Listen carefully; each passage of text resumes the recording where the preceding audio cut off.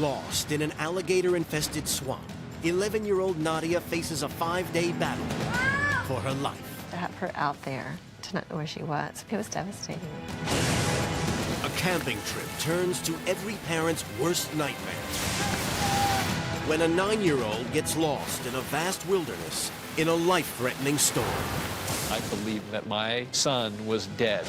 A 17-year-old crashes her dad's SUV. Literally, she vanished. And disappears without a trace. You can't hide a truck that size. How long can these kids survive? It's no longer a rescue mission, but a recovery mission.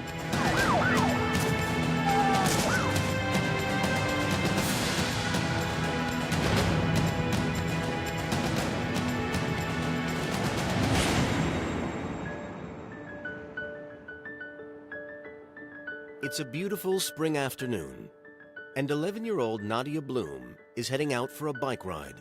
I read a book about nature, and I thought I wanted to see some for myself. I wanted to get out there, I wanted to explore. Nadia suffers from Asperger's syndrome, a form of autism that means she sometimes has difficulties relating to people and an obsessive interest in certain subjects. Her greatest passion? The natural world. It's like so amazing. So many things animals can do that we can't. 300 yards from Nadia's home sits a conservation area with 2 large freshwater ponds. Nadia's excited to take some photos with her new digital camera. The pond near my house, it's pretty cool. I go there just to snap photos. It's very peaceful, except for the fact there are alligators. But what Nadia is secretly interested in is the woods beyond the pond, where nature really gets wild. It's a place she's been told never to go into alone. So this is what the world beyond buildings is like. There are no buildings, no pollution. It's just awesome. But this is no wonderland. The woods are alive with deadly snakes and spiders. And they open on to the swamps of Lake Jessup, home to 10,000 alligators. Less than half a mile away, Mom Tanya wonders why Nadia isn't yet home from her bike ride. Our neighborhood's very small. We live in a gated community. 20 minutes, she should have been back. I went out the front door thinking she's going to circle around the neighborhood and I'm going to say, time to come in. Unable to see Nadia, Tanya drives around the neighborhood. Eventually, she reaches the pond. I walked out there and my first reaction was, I don't see her. And I just grabbed the baby out of the car and started calling her name. Nadia! She's always told Nadia never to cross the water and go into the swamp beyond. Nadia! But when she gets to the forbidden boundary, she's in for a shock. Just to see her bike there and not her. It's just like when a mother goes to the store and, for a second turns her back and the kid goes around another aisle. There's a moment, oh, where's my child? But you always turn around and you find them, and I can't find her. And there's no immediate, oh, there you are. Nadia! Each time I called her name, it became louder and more panicked. Nadia! Nadia! I can't believe I have to call 911. Nadia! Nadia! I'm trying to keep myself calm, but at the same time, to have her out there, to not know where she was, it was devastating.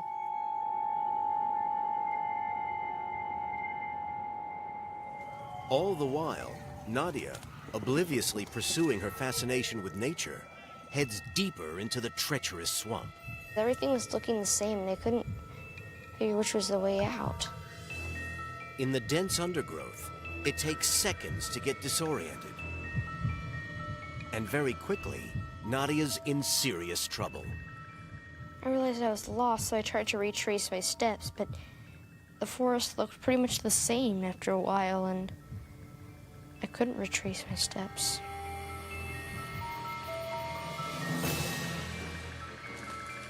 As she wanders through the swamp, her situation is about to get worse. I lost my glasses. I almost cried because I'd relied on my glasses for a very, very long time, and Barely able to see, the already confusing swamp becomes a hopeless blur. Spotting predators will now be impossible. What chance is there that Nadia can make it out of the woods alive?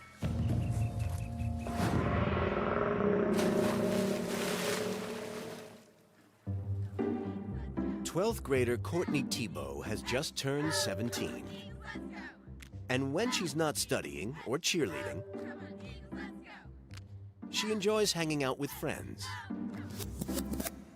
As fall comes around, she passes her driving test. When I got my driver's license, it was kind of just like a sense of freedom. Today, Courtney is excited because her dad has agreed to loan his beloved truck to her for the evening.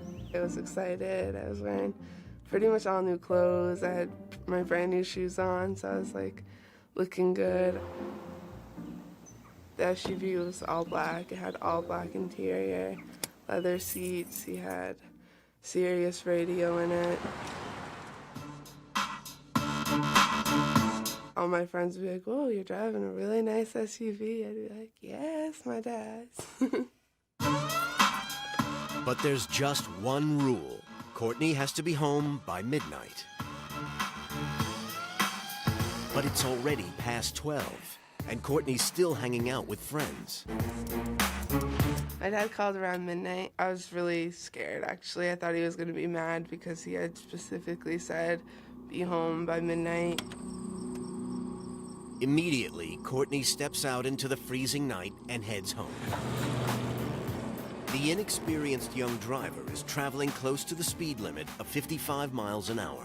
There was nobody out. I didn't really see any cars. Just kind of cruising along, listening to music, just thinking about the night. But as she comes over a hill, she believes she sees a deer in the road. Oversteering, she quickly loses control of the car. I remember the tree line coming closer. And after that, I don't remember.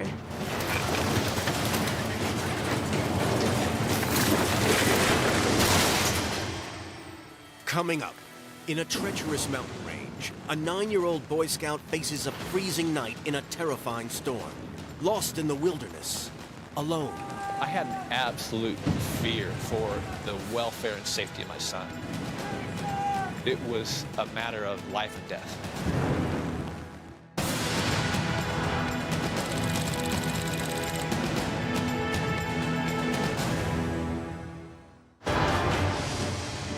On a freezing November night, Courtney Thibault has crashed her dad's treasured truck into a ravine.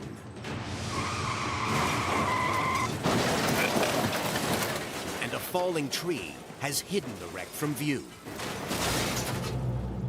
I woke up and it was kind of like in a haze.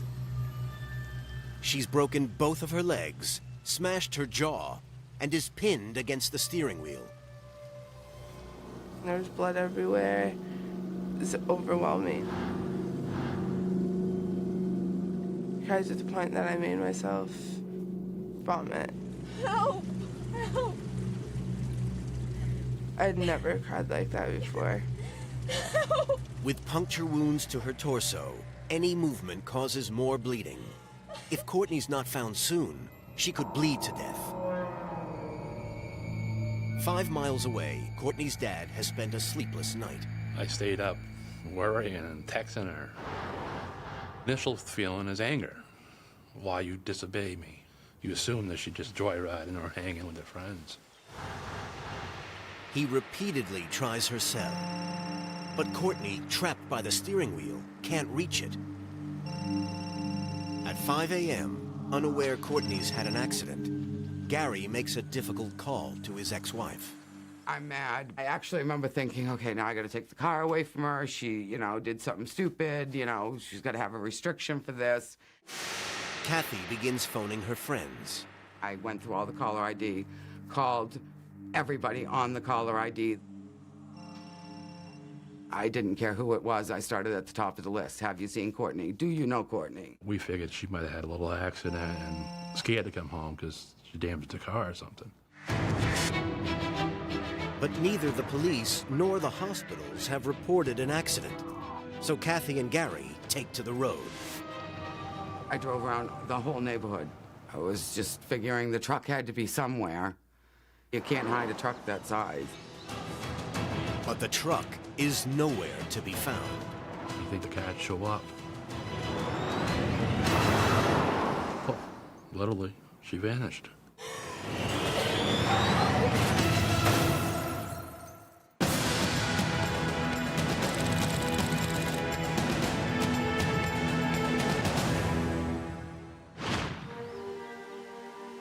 It's the middle of summer in Utah, and 10,000 feet up in the mountains, 9-year-old Grayson Wynn is on a very special camping trip with his dad and brothers. I was really excited to go on the backpacking trip. I like camping, hiking, fishing. I like the outdoors a lot. Dad Keenan is proud to bring his son on the trip. These type of experiences don't come along all the time, and so it was very important to me that all three of my boys be able to participate. My wife did share concerns of his age. She didn't put her foot down and say, no, he absolutely can't come. I had to promise that I would keep an extra close eye on him. I thought that I was growing up. I wasn't a little kid, and I really did not want to stay home and play with the girls. After 5 days of camping and fishing, it's time to break camp.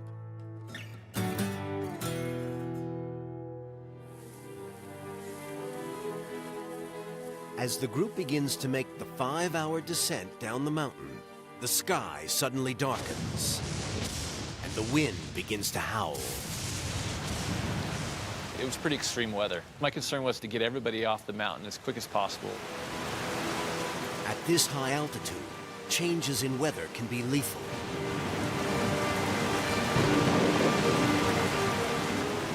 The horses struggle on the treacherous terrain, and Keenan is forced to stop. The pack saddles had come loose. It took several of the adults to help to get that saddle re-tightened up. 4 of the boys, including Grayson, continue on and quickly move out of sight. But the 9-year-old can't keep up with the older boys, and when he comes to a fork in the trail, he heads in the wrong direction. It's not until his dad reaches the parking lot that anyone notices Grayson's missing. My dad was the last one out, and he was number 14. And I instantly knew we were missing somebody. It took a matter of microseconds till I realized it was Grayson. Where's Grayson? What?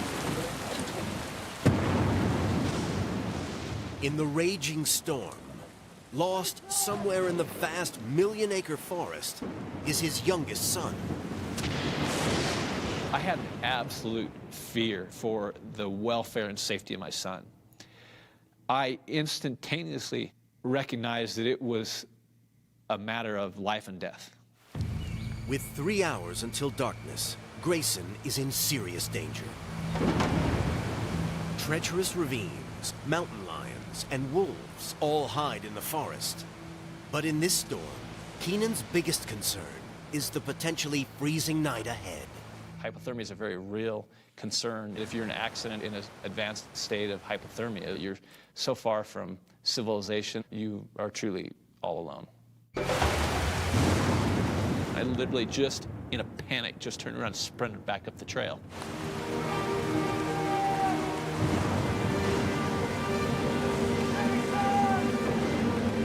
There was just a howling of the wind that suppressed any yelling effort. Yet, I couldn't turn back. I needed to close the distance between a father and a son. Coming up, In freezing Maine, Courtney's parents pass within yards of where their daughter lies dying. I'm gonna get hypothermia, or I may even die of hypothermia. How will Courtney survive the night? I thought I was going to die.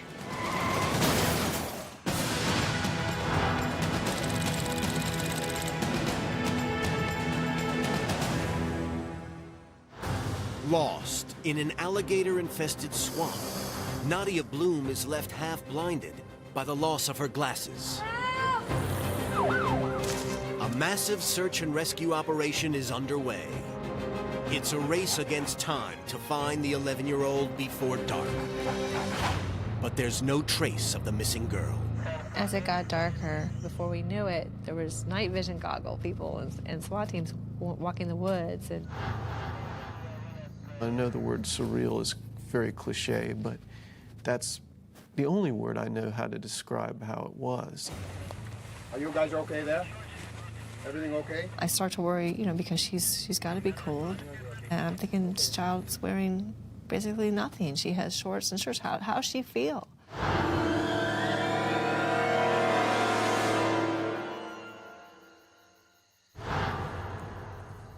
But initially, Nadia's less scared than intrigued. Sleeping in the woods was a little scary, but I thought it was kind of magical. It was very beautiful. There were trees, and sometimes I could look up and see the stars.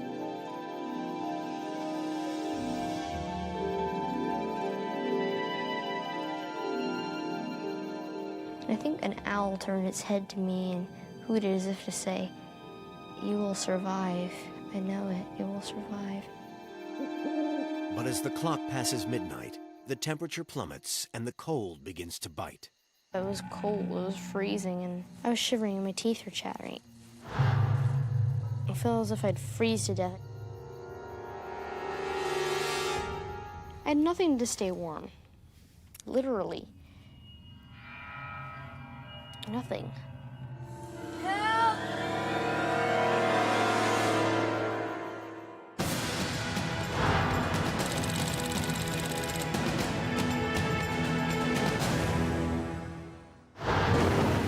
In a vast million-acre forest, Grayson Wynn was last seen descending a mountain in a fierce storm. With an hour until dusk, Grayson is increasingly scared. It took about an hour before I realized that I was lost. I was yelling and trying to see if anybody would hear me. Help!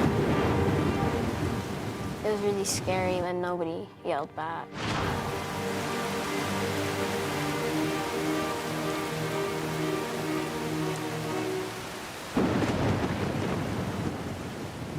Struggling on the treacherous terrain, in an attempt to cover ground more easily, Grayson decides to abandon his backpack. It was kind of starting to feel a little heavy. My shoulders were getting sore. But by dropping the pack, Grayson has discarded the very thing that will enable him to survive the freezing night ahead, his sleeping bag.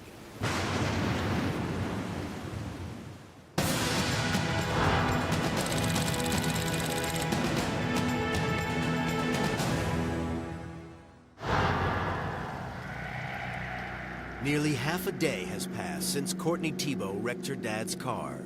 She's broken both of her legs and lost a serious amount of blood. She's barely 60 feet away from a highway where 20,000 vehicles pass each day. Yet camouflaged by a tree, no one sees her. Not even her parents, who pass within yards of where their daughter lies dying. Nobody knew where she was. Nobody. Maybe she was abducted. I didn't want to believe it. I didn't want to think of that, even though in the back of my head I was thinking it. The more time that passes, the less likely she'll be found alive. It was just prior to darkness we started making flyers. We handed out flyers to everybody, thousands of them. I had a hard time handing them out. I could not hand them out to people. I couldn't explain to people that my daughter's missing. After we handed out flyers, there's nothing much we could do. We done everything. We looked everywhere, drove everywhere. Everybody looked. Nothing. In the dark ravine, Courtney, trapped, alone, and in pain, seeks any comfort she can find. My dad had a big cop flashlight that he always had in his truck for if he broke down or something. So I had that. I turned that on at night so I wouldn't sit in the dark. So it was scary. I tried shining it in the woods. I was hoping that it would help somebody find me. But still, no one comes. Her body's in shock from horrific injuries that include a broken jaw and crushed legs. And freezing temperatures could cause her organs to shut down. I'm freezing, like teeth chittering, my body's shaking because I was so cold. I was thinking, oh, I'm gonna get hypothermia, or I may even die of hypothermia. I thought I was going to die. Coming up, police failed to trace Courtney's phone. I was so confident. How could she be wrong? And a helicopter search for Nadia is abandoned. I felt hopeless. Not upset, but hopeless.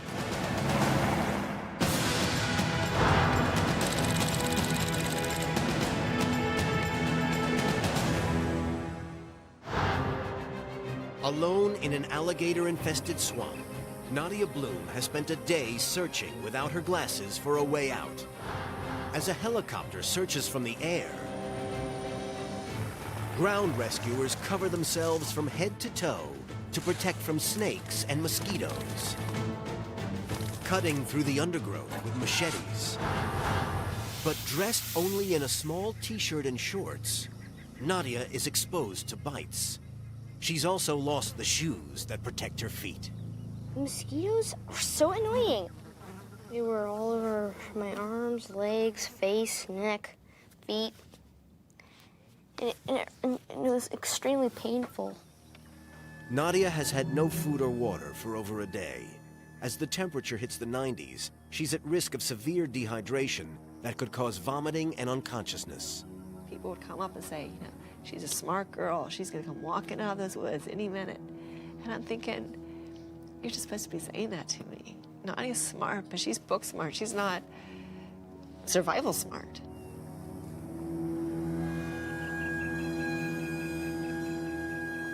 But it's Nadia's book-smart knowledge that will help quench her thirst. She knows that it's dangerous to drink the water in the swamp. It's then that she notices fresh rainwater collected in a plant. I saw some insects eating it, and I recognized it as edible. The insects didn't die or anything, so it wasn't poisonous, and I think I recognized it as water hyacinth, which is an edible plant. And so I used my brains out there.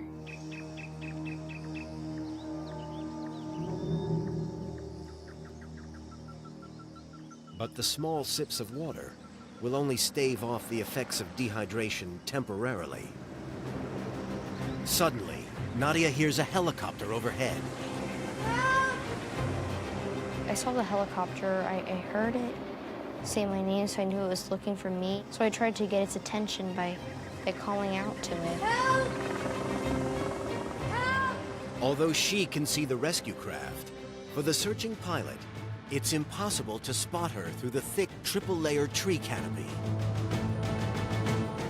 Using infrared cameras that sense temperature changes, the pilot tries to locate Nadia by looking for a match to her body temperature. Over here! Help! I followed it, thinking it would be a chance of finding my home. But in the searing Florida day, the air temperature in the swamp is the same as Nadia's body heat. And the aerial search is abandoned. Sometimes I feared I would never get out. I felt hopeless. Not upset, but hopeless.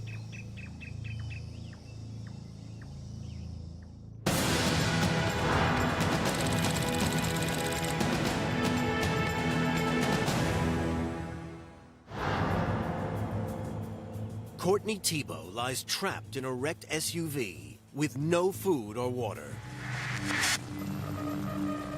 She's lost a huge amount of blood, and it's a miracle she's made it through the freezing winter night. But as the search moves into its second day, there's been a breakthrough. Police have contacted Courtney's cell phone service, and they've located the phone's signal to a specific mast. She had to be in a pie-shaped radius of probably less than 5 miles in that tower's range. The search plane hones in on the radius of the mobile phone mast, while Courtney's parents and police comb the forest floor.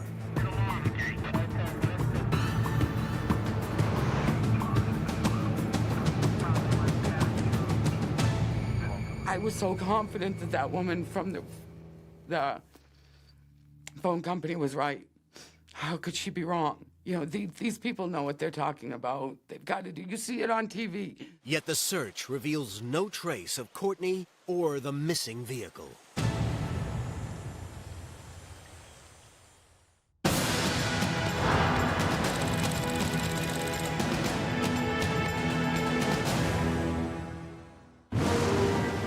Miles above sea level, 9-year-old Grayson Wynn is lost in a vast forest. As the storm rages, temperatures hit the low 40s. Dad Keenan knows his son is at risk of freezing to death. I thought to myself, he'll be smart. He'll use his sleeping bag, and it will help him stay warm through the night. And that's what I pinned all my hopes on. But Grayson is without a sleeping bag since he discarded his backpack. Soaked to the bone, Boy Scout Grayson has constructed a rudimentary shelter. I still got wet, but I think it helped a little bit. It was too cold for me to fall asleep. Now suffering the effects of hypothermia, time is running out for Grayson. I prayed that I would get found and that light would come. I was really depressed. I was thinking I might not make it through the night, that I might never see my family again.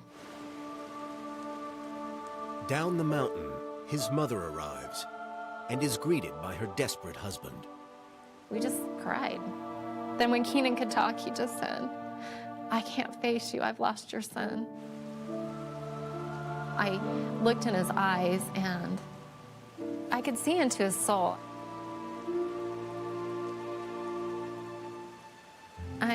I didn't blame him, and I knew that his heart was absolutely broken, and it broke mine. It's always been important for me as a parent to be able to be there for my children, to fix their problems, to be able to comfort them when they were hurt or lonely or scared. I have never in my life felt so much despair and fear and a genuine sense of failure that I failed my son and my family in general. As the storm continues, Keenan knows it's unlikely that his son will make it through the night. I was desperately doing everything that I could physically, mentally, emotionally do, and it wasn't enough.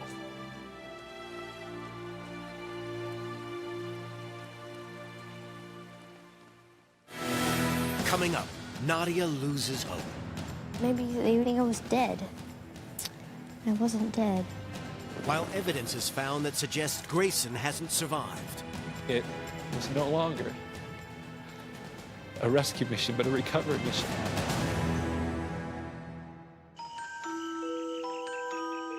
Nadia Bloom has been alone in a huge swamp for 4 days without food or water.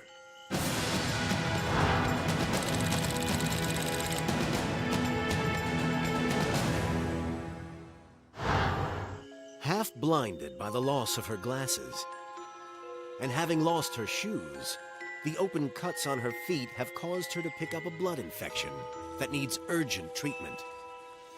Yet just when it seems unlikely she will ever find her way out, she sees some rooftops. I thought I saw a house, that was green with a white roof on it. I could see it had a swing on the porch.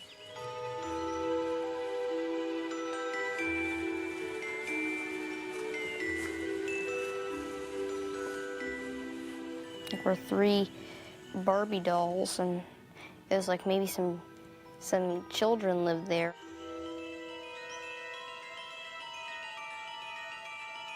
And I was thinking, if I went there, maybe I could ask for directions.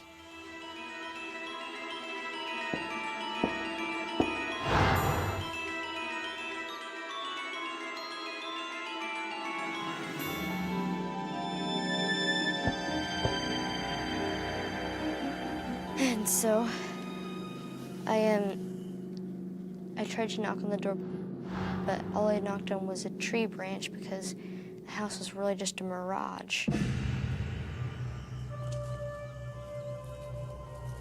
After 3 nights in the swamp, dehydration and hunger are causing Nadia to suffer extreme bouts of delirium.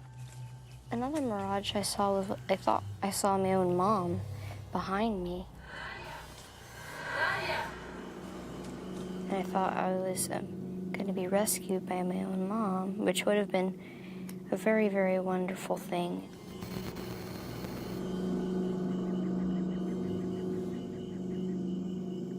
I was fighting against crying because I thought I was going to be helped. I just didn't want to cry because I would be embarrassed even though there was nobody around but me.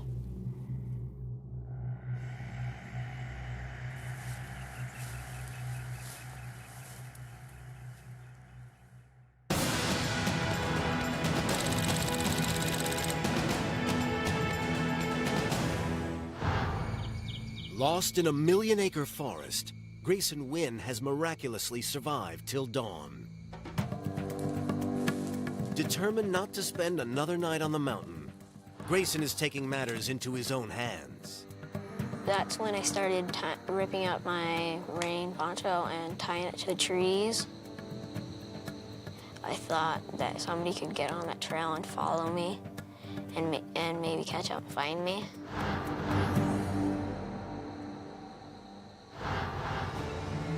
Meanwhile, as the storm recedes, a search helicopter takes to the air. As we searched, I heard the helicopter fly. I expected at any moment to get news, hey, we found him, we found him. News comes over the radio. It's not the yellow strips of plastic, but Grayson's backpack that's been found. So I'd heard that they had found the backpack. I was just ecstatic. And so in my mind, I thought, this is good news, right? And so I had run into the search and rescue, and I had actually said that. Is it good news? Is it good news? But Grayson is not with the backpack. I needed to know if his sleeping bag was in the backpack.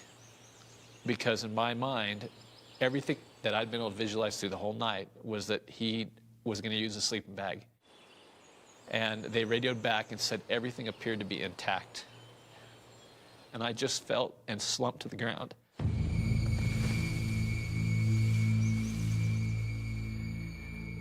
Because in my mind, there's no way, without that sleeping bag, that he could have made it through the night. In my mind, at that point,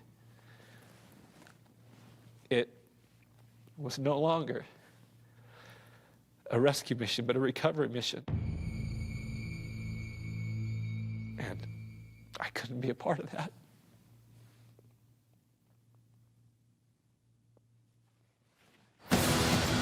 Coming up, Courtney gives up hope. I hadn't heard voices for like 2 days.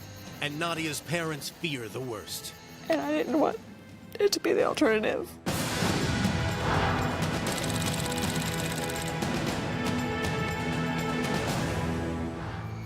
A 4th night falls for Nadia, lost in the swamp. She knows her chances of making it to a 5th morning are slim. I prayed to God that He would work a miracle in my life and let me survive, and that I would get to see my family, and that I would trust in Him more. And I seriously meant it. I meant it more than I meant anything I'd ever said in my life.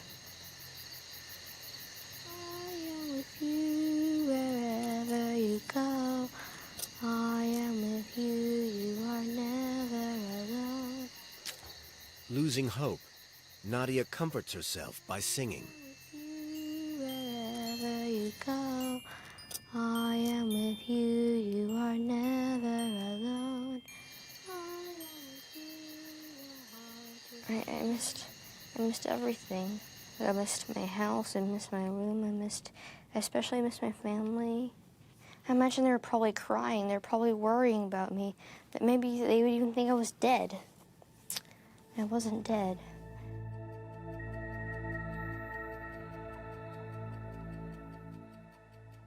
You wrestle because you know the ending could be a very bad alternative. And not wanting to know that if we did have a death in the family of a child, the impact it would have on our family.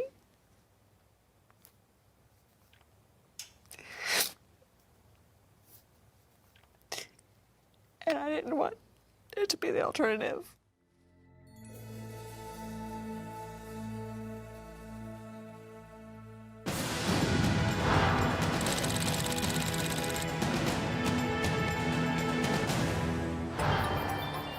It's past midnight, and nearly 2 days since Courtney Thibault wrecked her dad's SUV and vanished without a trace.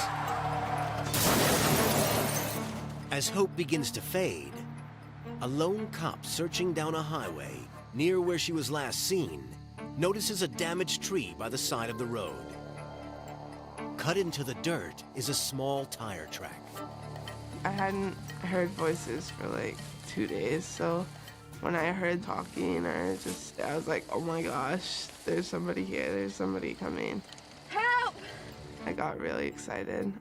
I'm here. Just as we're getting ready to leave, my phone rings.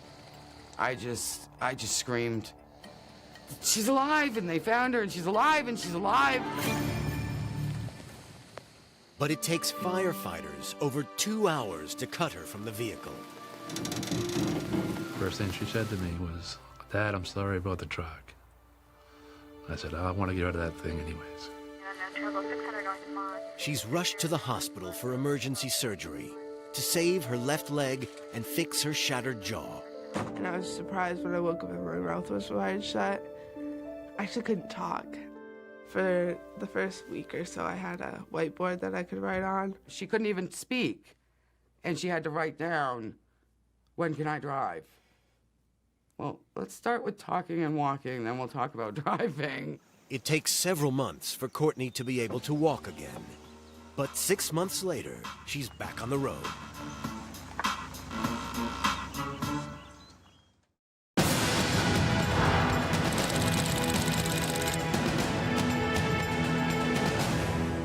After 20 hours searching, Keenan Wynn is coming to terms with the idea that his son is no longer alive. I believe that my son was dead somewhere on that mountain. It was a terrible feeling as a parent to feel as an absolute total failure as a father. Then a radio transmission comes through. There's been an unconfirmed sighting of Grayson. Instantly, my mind said, is he alive? And I just sat on a log and waited. Scared to hope. Scared what the bad news might be. Finally, the radio crackles back to life. Grayson is alive. Oh, yes!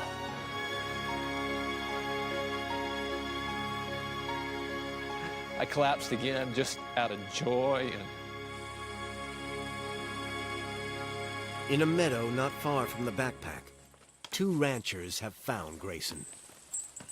They said, are you Grayson Wynn? And I'm like, yeah.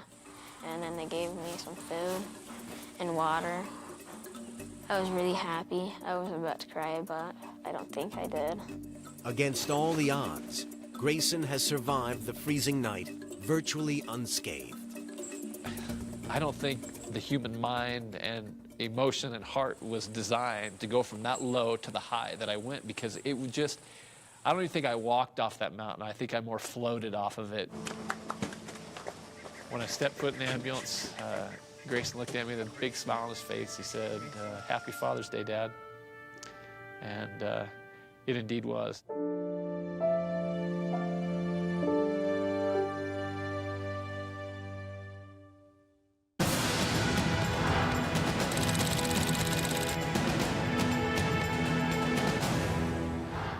In the swamps of Orlando, Nadia Bloom, lost for 5 days without food or water, has given up hope of ever being found.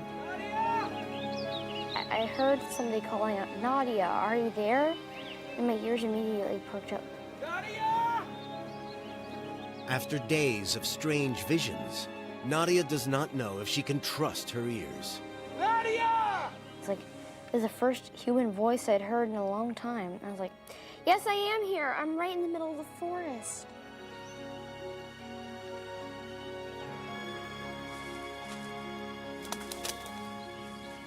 It was like the best thing that ever happened to me. I mean, I was finally relieved because it wasn't a mirage. Incredibly, after 4 nights alone in the swamp and a search operation involving hundreds of people, Nadia has been found by a local volunteer. When James King told dispatchers he had found Nadia, they wanted to hear her voice. Hi, this is Nadia, and I'm the girl who got lost.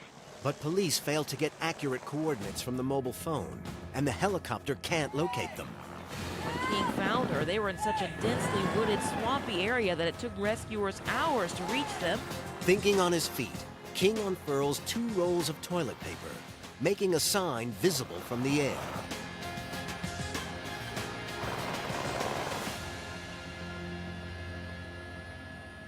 And the toilet paper in the helicopter, that was really awesome.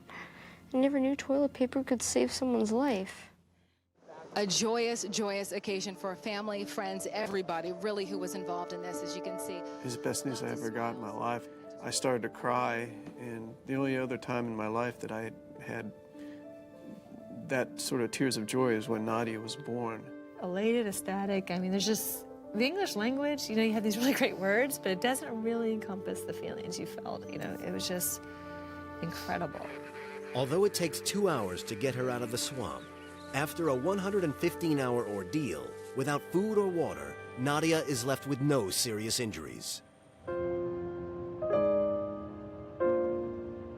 When I saw my neighborhood, I felt like I was more relieved than I would ever have thought I would be. Like, even though my neighborhood usually isn't utopia, it felt like the best place in the world to me when I saw it.